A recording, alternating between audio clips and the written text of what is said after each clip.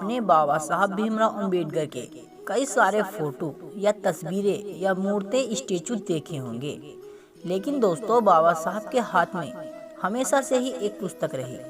दोस्तों बहुत से लोग ये जानना चाहते थे कि बाबा साहब भीमराव अंबेडकर के पास वह कौन सी पुस्तक है जिसे वे हमेशा अपने पास रखते हैं। दोस्तों यूं तो बाबा साहब आए दिन चमार जाति व नीच और अछूत भेदभाव जैसी कुरूप प्रथाओं पर। दोस्तों नीच और अछूत की प्रथा क्या ऊपर वाले ने बनाया है? क्या ईश्वर ने भी अछूत को पैदा किया था? नहीं दोस्तों, ईश्वर ने तो केवल मानव को पैदा किया था। नीचे जब वो समाज में घिन्न घिन्न होता गया और जगह जगह बढ़ता गया, तभी लोगों को नीच और अछूत का दर्जा मिलता गया। दोस्तों उसी कारण किसी को ऊंची कास्ट का दर्जा मिला तो किसी को नीची कास्ट का।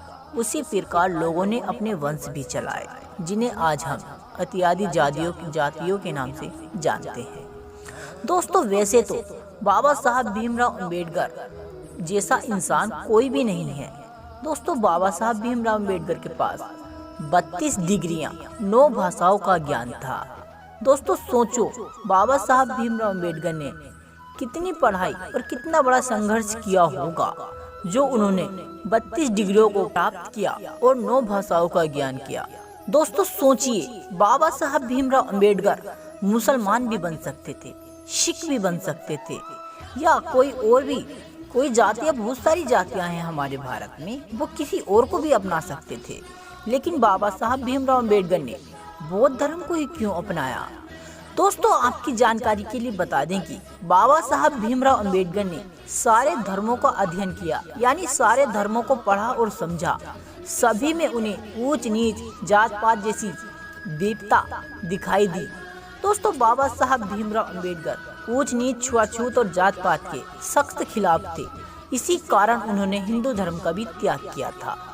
दोस्तों बाबा साहब भीमराव अंबेडकर एक ऐसे इंसान थे जिन्हें आज पूरा विश्व याद रखता है। दोस्तों आपकी जानकारी के लिए बता दें कि बाबा साहब भीमराव अंबेडकर के पास में जो पुस्तक रहती थी, वह उसका नाम भारत का संविधान है।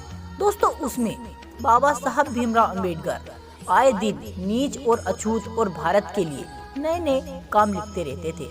संविधान लिखने से पहले बाबा साहब ने उस पुस्तक में संविधान के बारे में लिख दिया था। लेकिन दोस्तों बाबा साहब ने ऐसा क्यों किया? क्या बाबा साहब भी एक ईश्वर के अवतार थे?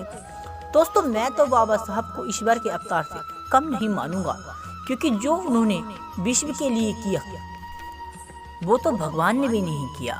दोस्तों भगवान ने केवल इंसान को पैदा किया। छुआछूत और नीच और अछूत जैसी विपत्ता तो हमारे ही समाज ने दे दी है।